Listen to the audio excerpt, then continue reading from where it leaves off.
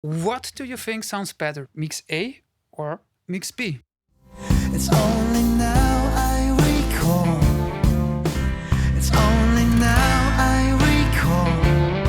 It's the winner who takes it all. It's the winner who takes it all. I just wanted a million who gets to savor it all.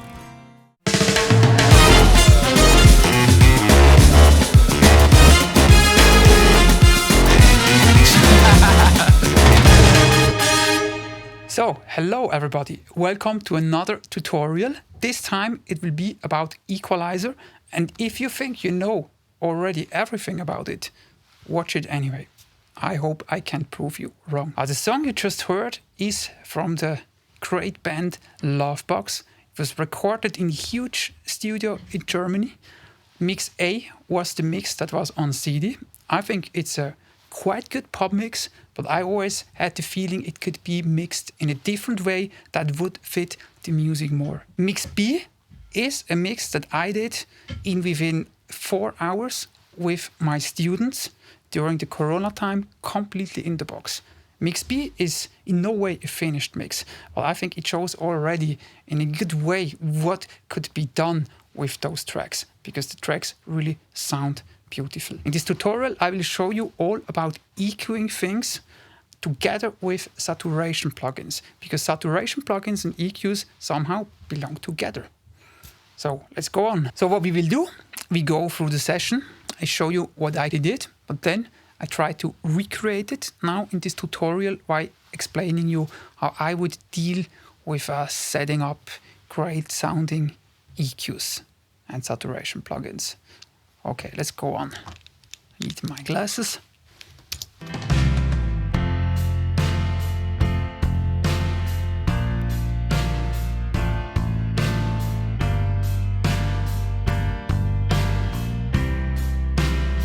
So let's quickly hear the drum overhead and let's hear the room mics, because in order to really get a great drum sound, it's really important to have nice room microphones, and to have nice room microphones you need a great sounding room, and that was the good thing about that recording. Here are the room mics only.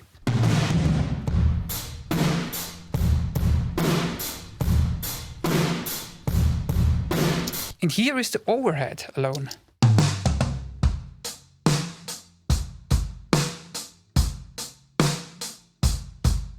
And as you can hear, although that overhead sounds great, however, without the room microphones, it's little.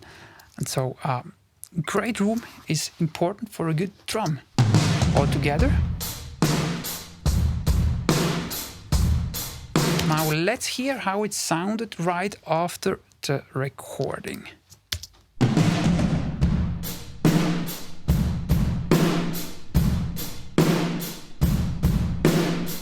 This is a really good recorded drum. I, as a mix engineer, I couldn't be happier with that drum.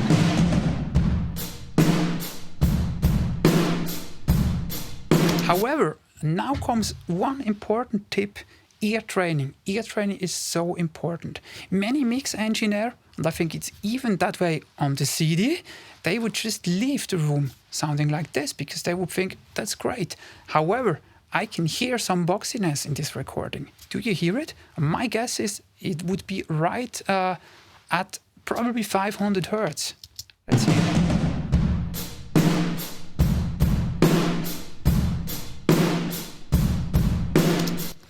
And that's what I tried to fix with all the plugins. And of course there is some compression and some distortion, but look the spectral content.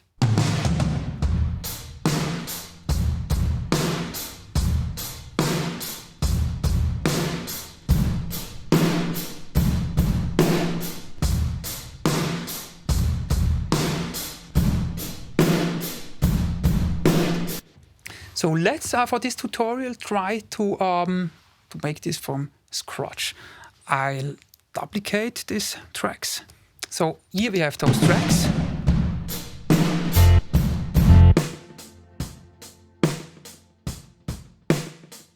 And as you see, there is a delay. That's a nice little trick. Make a nice delay. Let's switch it to off for the moment. Overhead, room, far room. Usually, and this is an important thing. As you can see, and this is really important, tip number 1, if you want to learn to really get EQs right, to train your ear, the first thing you should do right now is switch this analyzer that you might have switched to on in this Fab filter EQ. Yeah, by the way, we are working here with the Fab filter because I think that's just the standard EQ that everyone has. Normally the Fab filter shows up like with this analyzer here, and I see a lot, at least of my students and young engineers work with the analyzer here. They try to see where does it pop up. Okay, let's filter it down. That's really totally wrong. The analyzer can be helpful sometimes, then you can switch it in. But in reality, it doesn't mean that here where you see this boost, that we should filter away. In 90% of all circumstances, the analyzer here is not telling you at all what you should do with the equalizer, and it results in wrong EQs. So my trick is really set this analyzer to off and then save this as a basic template. That's really important. Let's try to do something. As I said, 500 Hz is my guess where it sounds boxy. Let's look.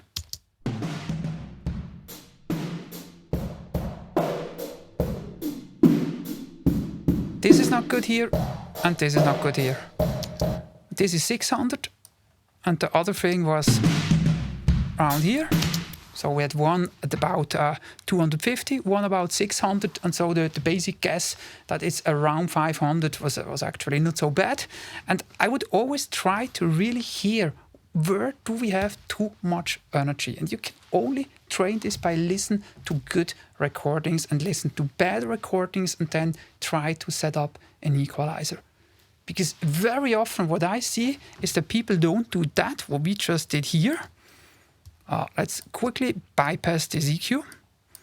What I see is people are listening to this recording. Oh yeah, it needs some highs. There is not enough high. Let's boost some highs, and maybe we need a little bit bass. So they would do something like this. Let's go quickly a little bit down with the level because we boosted. However, basically that is not so much a difference than this EQ here. If you make this line up, actually it's basically very much the same. So in one EQ you boosted highs and basses, and in the other EQ you removed the mids. However, to remove the mids is much more accurate. That's actually because there we had too much. Let's quickly compare.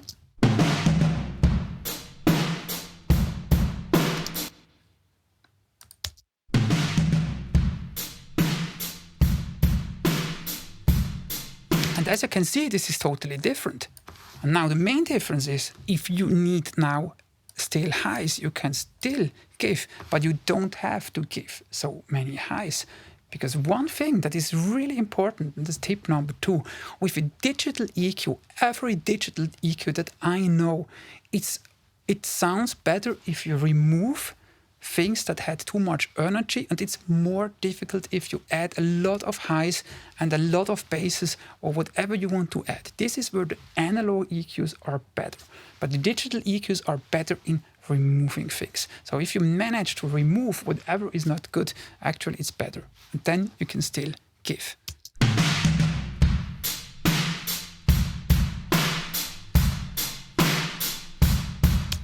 Then EQ it up to taste. And the second good thing is, even if you don't have real analog EQ, here also we mix everything in the box for this song, just for this tutorial. You could use emulation EQs.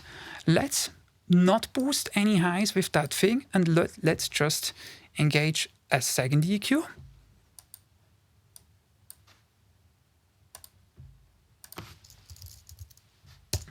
Why not this one?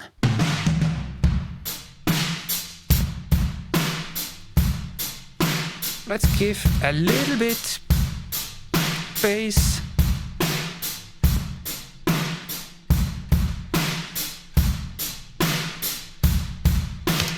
So let's hear the result of all those plugins here.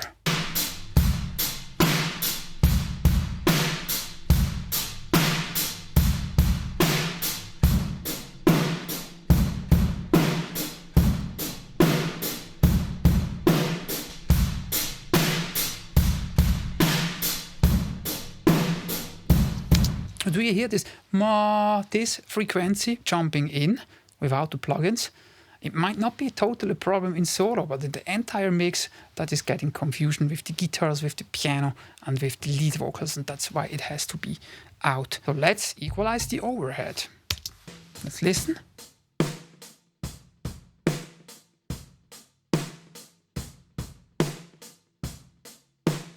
There are some nasty frequencies. Let's try to find them.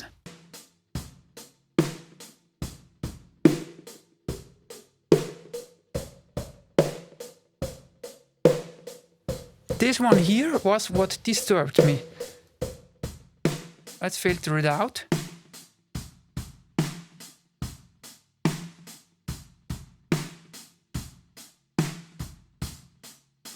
And a really good way to really know whether this correction is good or not.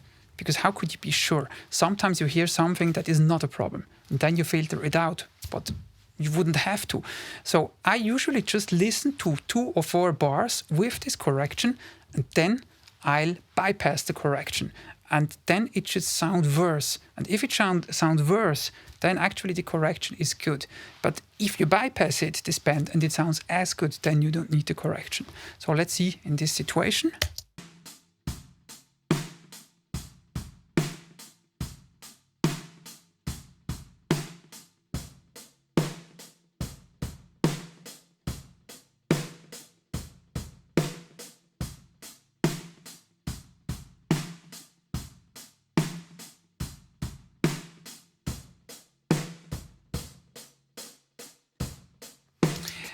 I think you can clearly hear it. Bop, bop, bop, bop, bop. This tone is always in. Have you heard the tone before? Probably not.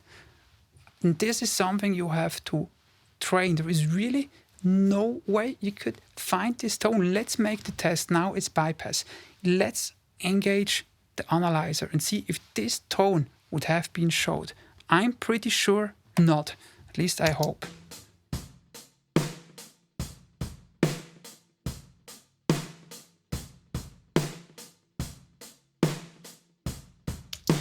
So as you can see, what we have fixed was not shown by the EQ because it's not so loud. This nasty tone is not that loud. It's probably 10 dB below the average level of the drum. But a disturbing tone, 10 dB below the drum level, is way too loud.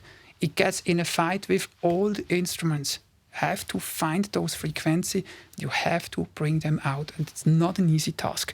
And again, because I think it's so important, having the analyzer engaged doesn't help you to find great equalizer settings. Nothing that this analyzer is showing me right here is actually helping me to get a better drum sound here. Let's switch it out immediately again. So let's switch that band back in. Let's see if there are some more frequencies. So for me, it doesn't sound too bad, but sometimes it's a good idea to just look if you can find some more.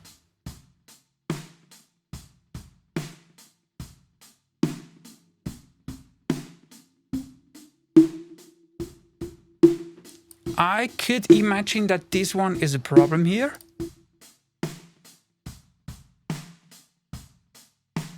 And again, the same procedure. We listen for about 4 bars with this bend, with this cut here, and then I put it to bypass.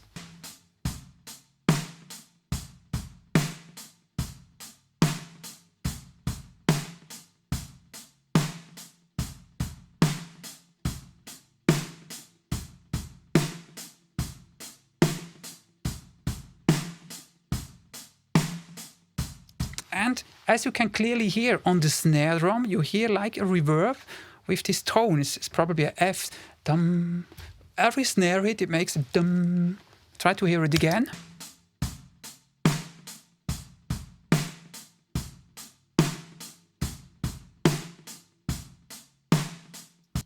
If you fix this with the equalizer, again, it will help your mix a lot. And now we have a cleared overhead. I put in the compressor and the saturation. Maybe to just quickly look what they are doing, not a lot. Little bit compression, little bit saturation.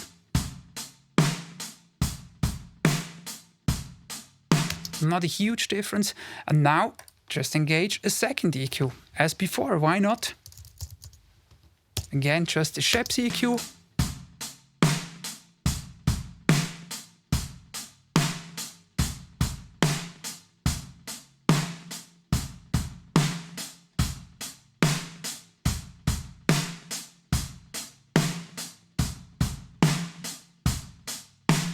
It doesn't need to do a lot. Maybe if we listen to the entire mix, we'll do more with that thing. But usually just to have some plugins in series is often a good idea. So with emulating plugins, we do the boosts. We could even add another one.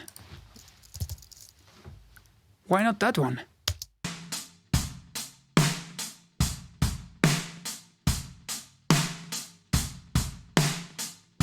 Now you might think that is no difference, but let's now bypass the Sheps and this C EQ at the same time and listen.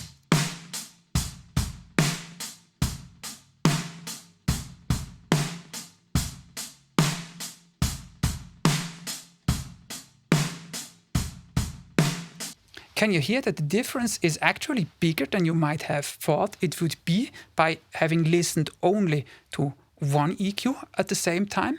But if you have two emulation EQs, both are doing only very little. Together the difference might be much bigger. Let's also de-engage the third EQ. Or let's first listen all together and then I de-engage all three EQs.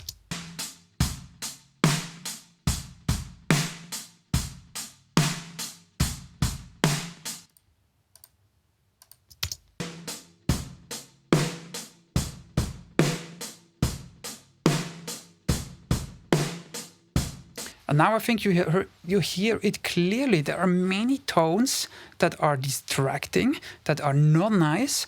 And those tones, we don't need these tones. We don't want them. Let's quickly hear the room and the overhead.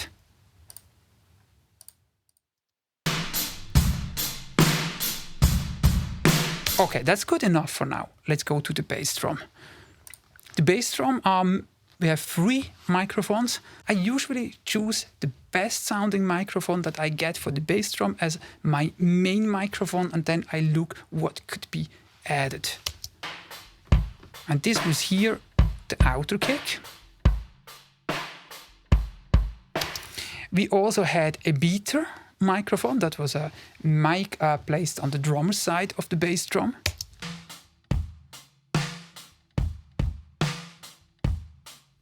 And I usually don't care how this sounds alone, because if you listen that sound alone, it doesn't make a lot of sense.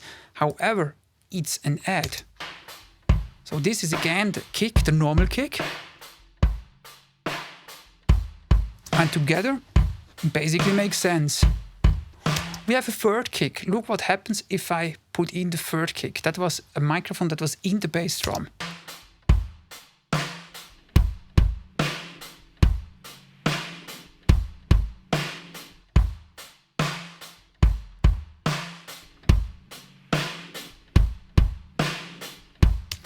And as you can hear, it brings in some slap, some harmonics and some overtones that are important in the mix.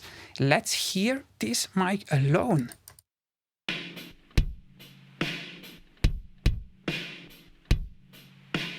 And that's quite funny, because alone it sounds like shit, this microphone. Why? Because there is heavy saturation on that track.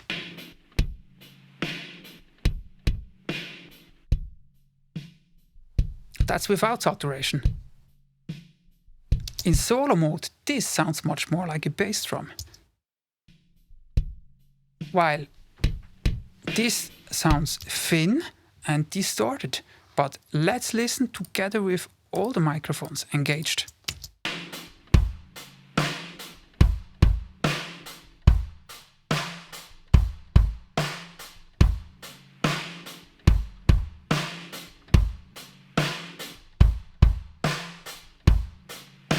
And there you can see both sounds would work. However, in the entire mix, we can quickly see if you can hear it. It's actually needed some more overtones, some more slap, because this sound here is in the mix too dark. Let's listen.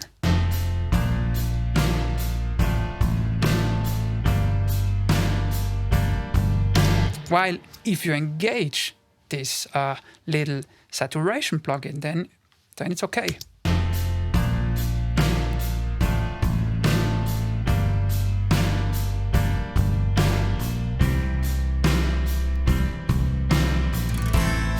I think you can hear it. It has more slap with this thing. So that's why it's so important.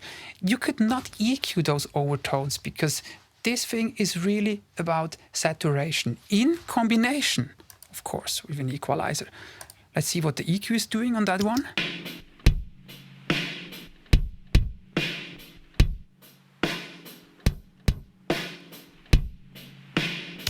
It gives a little bit slap already, gives a little bit bass. Then we have the distortion. After that, just a little compressor. And basically a little limiter. So that together gives us our bass drum sound. Let's hear the main bass drum, because this one I remember has a quite special EQ.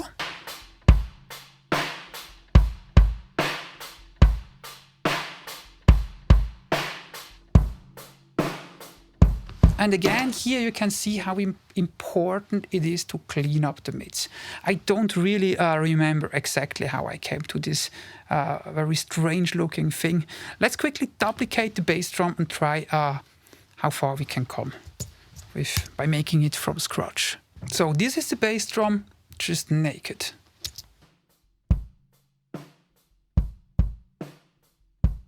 And again, if I watch my students or many young engineers, what they would first do would be they add bass and highs. Because what you normally hear on that one is that there are no basses and no highs. And while this is true, if you listen more exactly, you actually can hear that we have some problems in the mids. It's more difficult to hear this, but that's where we have to end. We need to hear the problems in the mids. And again, the analyzer won't show us those problems. Let's quickly look. Does this guy show anything about our problems in the mids? No. Because the problem I hear is right here. And we don't have level. And we don't see the problem. So really the analyzer is very often for nothing. Let's try to hear where the problem is.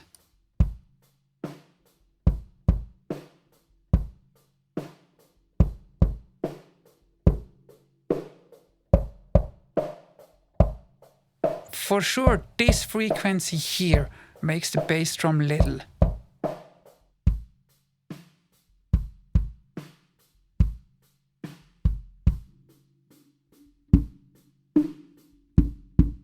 This is also not good.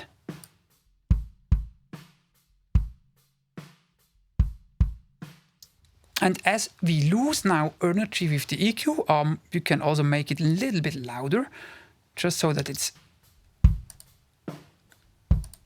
similar loud. And now we do the same trick. We listen to this correction, and after some bars I switch the EQ to bypass, and then we hear if it sounds better or not. And if we correct the level, then actually the end result should be that you hear more bass and more highs, because the mids are cleaned up now.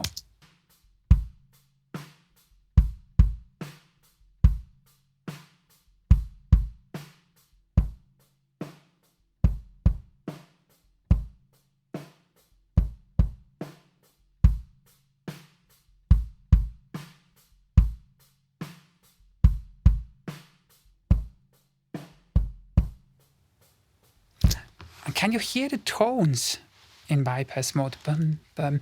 Tones that will fight with the bass. Tone that will fight with the lower part of the guitar. We have to bring those tones away. And then, if we need, we still can add bass. Let me show you another trick that is really great to add bass. Because if we just put the EQ up, the band,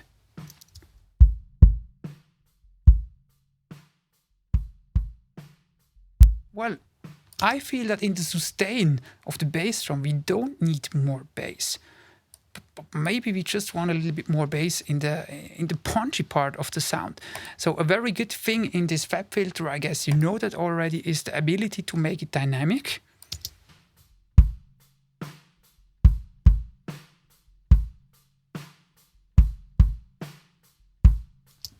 And the same thing you could do for the kick and for the slap part of it. So instead of just boosting it wild, why not making dynamic and just give really slap?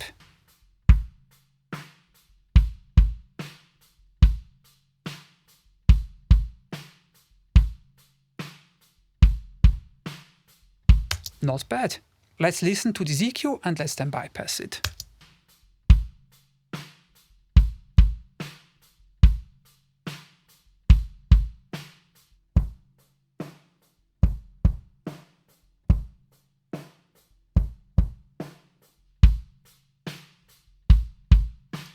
And for sure that goes already much more in the direction of a great sounding bass drum.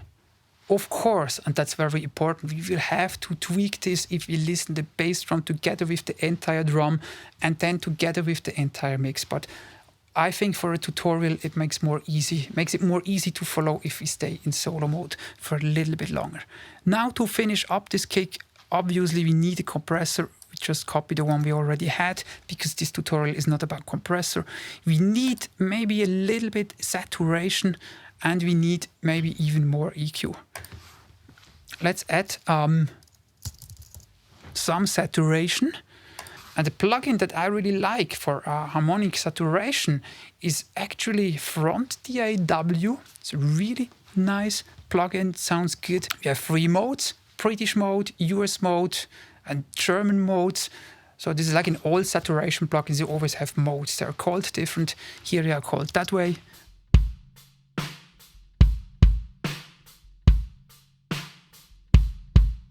And the more mojo you give, basically just the more harmonics you have. If the mojo here is on 0, no harmonics are added. It's basically just doing nothing then. And then you can add a little bit or more or really a lot.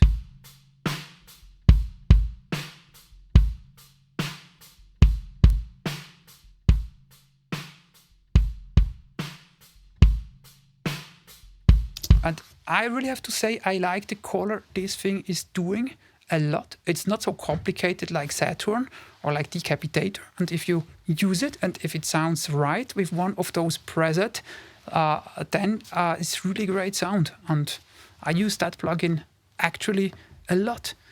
Let's have a second EQ. Why not, as always, the Sheps.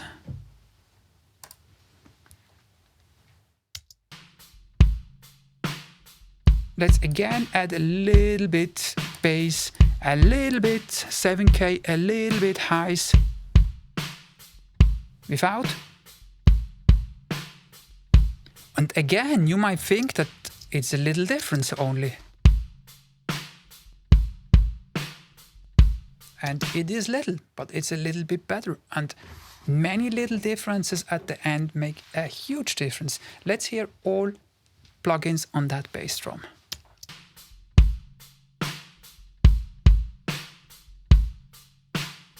Bypassed.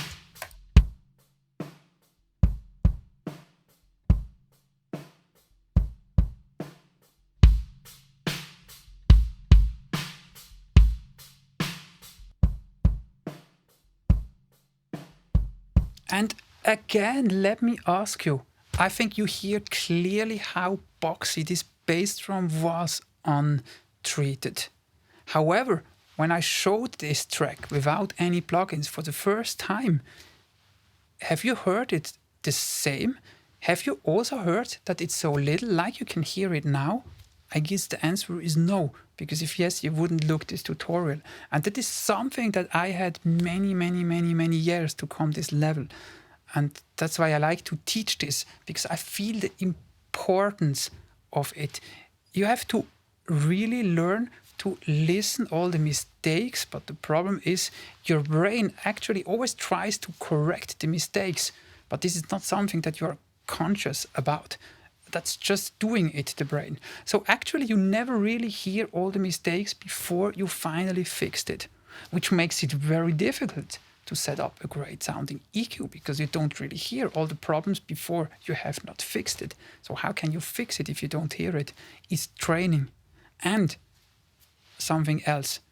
It's usually a great idea to just assume that it probably is worse than you think it is. This is something I do with every instrument. If I'm finished with equalizing, I think it's probably worse than I think it is. And then I try to go on. And basically, when is it finished? When don't you need another EQ? Well, either if it sounds perfect in the mix, or if you can't make it any better with any other tool. Finish if whatever plugin you add just makes the sound worse. Then it's actually good. But before that, it's not good.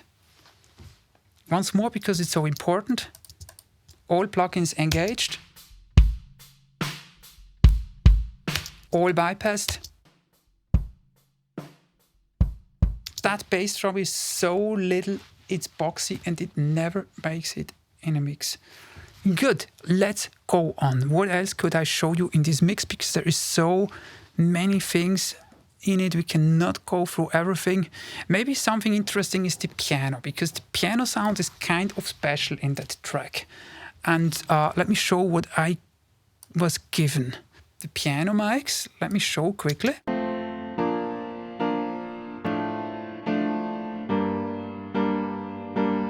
However, the second microphone sounded very strange. Let me show you the second microphone without plugins.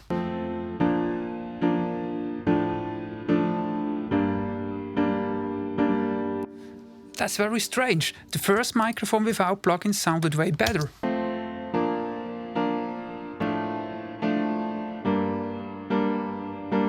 I mean, still not good. That's not the piano sound of my dream. And here we also have to be realistic somehow.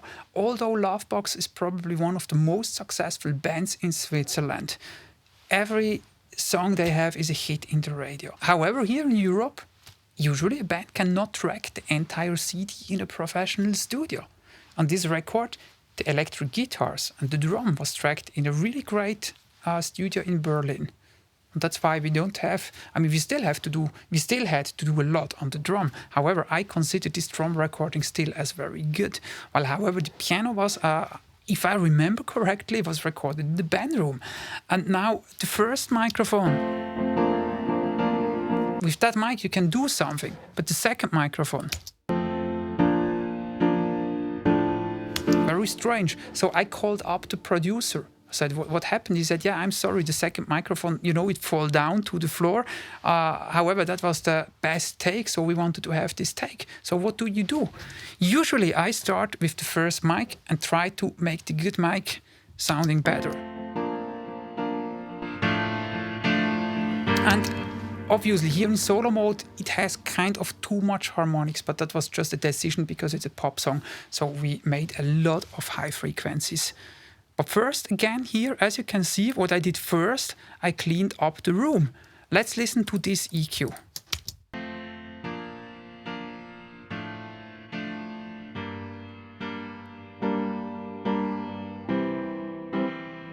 Let's make that one a little bit louder.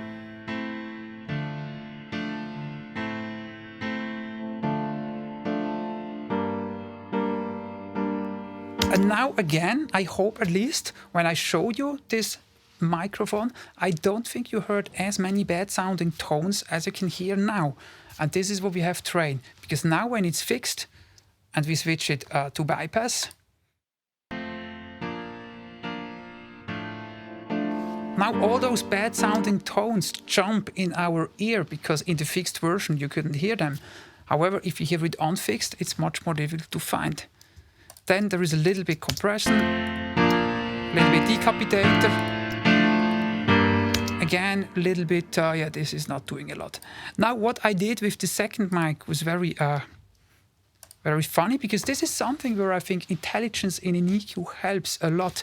And maybe you know the feature with the fab filter, you can match things. Let's make this EQ a little bit more little. So basically, what I did, I used the first microphone as a reference source, and then I tried to match the EQ of the second microphone so that it sounded like the first microphone. And if you hear this,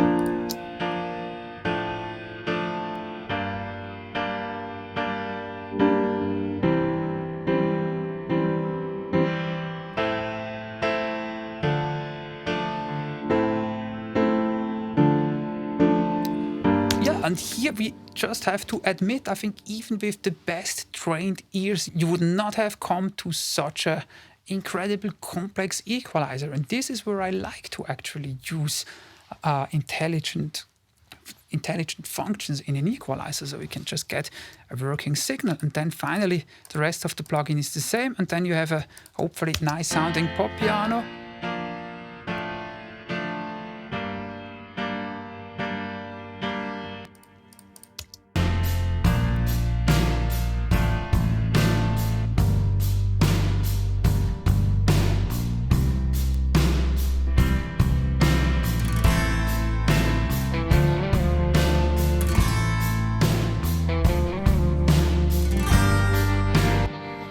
As you can see, without those EQs, you can hear nothing anymore, although it's almost as loud. Really have to do a lot with an equalizer on such a pop piano. So why not quickly check the bass? Let's hear the bass with all the plugins together with the drum, because finally a bass alone, well, it has to sound great with the drum.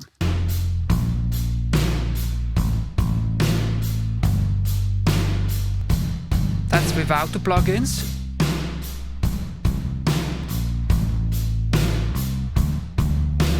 Let's quickly see what we did. There were two mics. We had a DI box and we had an amp, and both together sounded best to my ears. With the bass, it's basically the same as with all the other instruments. Normally I would check where do we have too much, and very often on a bass you actually have too much, maybe not subs, but too much, you know, the really, really deep things in the frequency range. Let's quickly bypass those two EQs.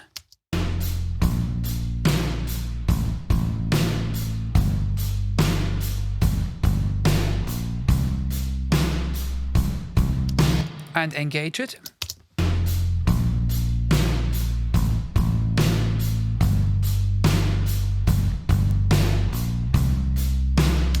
So actually we get some thickness in the bass part, but in the part that we need to, so that it catches up good with the bass drum, that this is a good harmonic thing, that they don't fight together. And then in the really subby part, I thought we don't need that energy below there.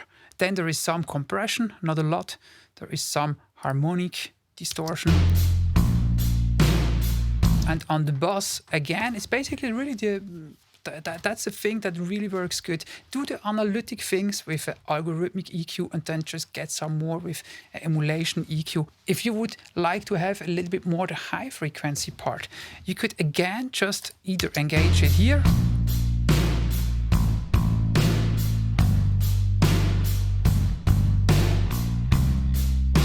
actually this Shapes EQ works really well for this. Or another way would be, again, to try to work with harmonic distortion. Why not again use this front DAW, just because it's nice.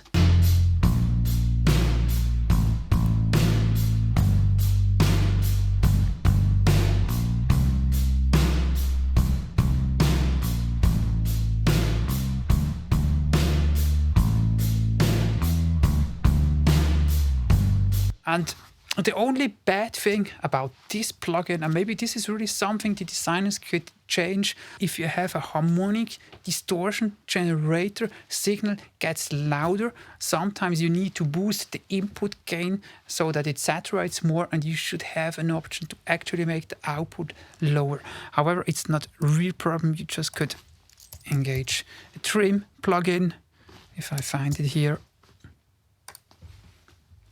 Go some dBs down.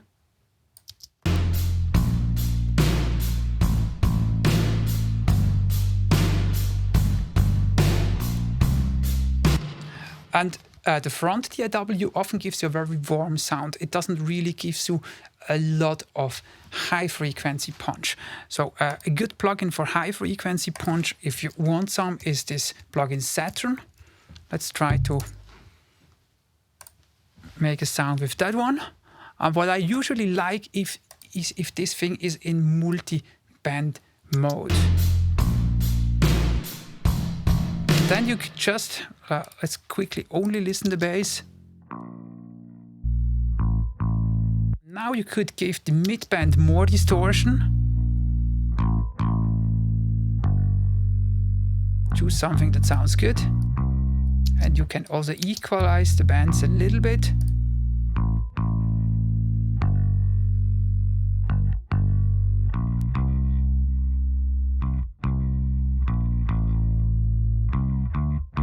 Let's exaggerate it a little bit and let's put back our drum. And here you see with this thing here you have a output level, so you can trim the output. It's already trimmed at -1 dB, but you can trim it more because it gets a little bit louder. Let's trim it down by 2 dBs. And let's put out those 3 solos. And let's now listen the bass with all harmonic distortion and then with no harmonic distortion. So we start with all those 3 plugins engaged.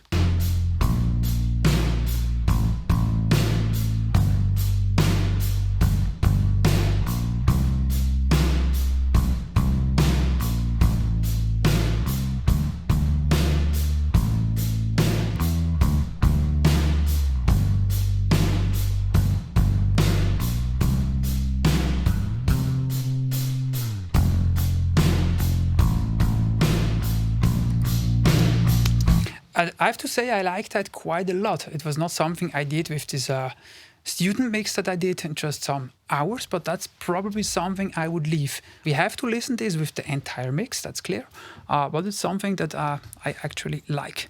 Let's quickly listen to the bass with and without the plugins. So I will switch out all of the plugins.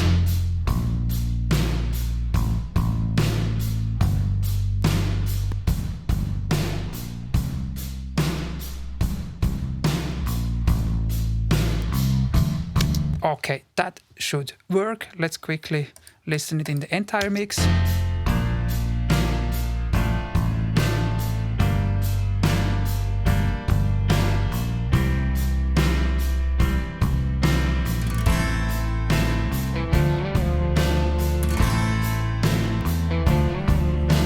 So let's slowly come to an end to this tutorial.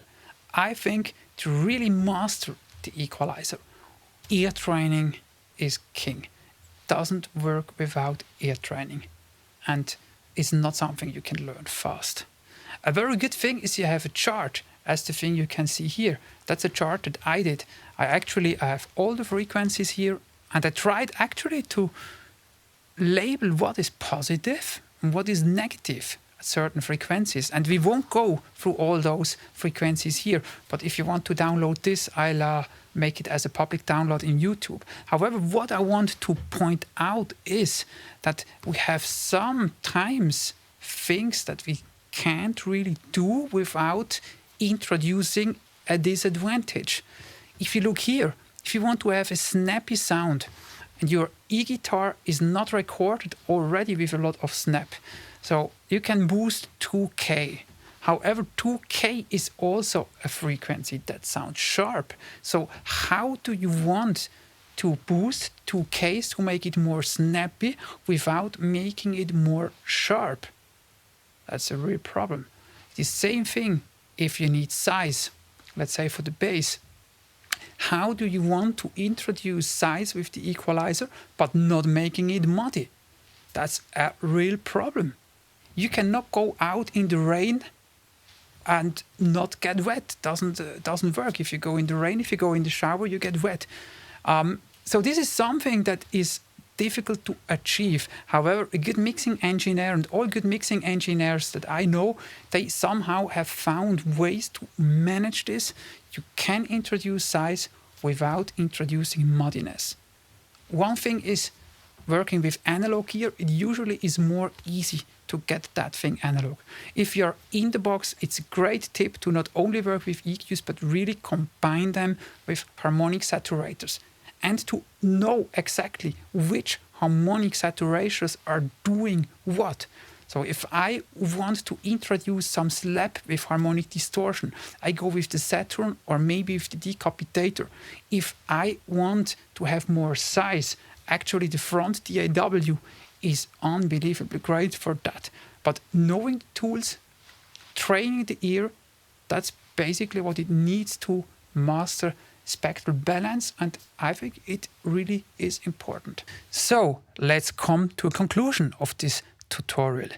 Ear training, as I did many times, is important, but what I like to add is I wasn't born with golden ears. It has to be learned. I don't think that any sound engineer was born with golden ears. I can tell you something more. I teach at the university in Zurich young sound engineering students, and they hear all better than I heard at that age. So if I was able to learn this, you can too. But it takes time. It doesn't work fast. And switch off the analyzer in the plugins, because if you work with an analyzer in an EQ plugin, that prevents you from learning it. You have to hear the frequencies. I'm absolutely convinced in this. Then it's a really good tip to use a combination of analytic equalizer or of algorithmic equalizer and of emulating equalizers and saturators. That's basically a really good thing to get great harmonic content, to get great sound. Then post questions in the comments below, subscribe to the channel, ring the bell, and as I said already in the last tutorial, we are planning to make an in-depth learning tutorial about mixing, in which we cover all aspects of it. That will be a 20-hour tutorial. It will be a paid tutorial, but not expensive. If you want to be informed, once we are ready with it, then go to my homepage, danieldetweiler.com, subscribe there, then you get informed. So I guess that was all. Thanks for watching. See you soon. Bye. It's only now I recall. It's the winner who takes it all. I just only now I recall. It's the winner who takes it all. I just wanted a million. It's only now I recall. It's the winner who takes it all. I just wanted a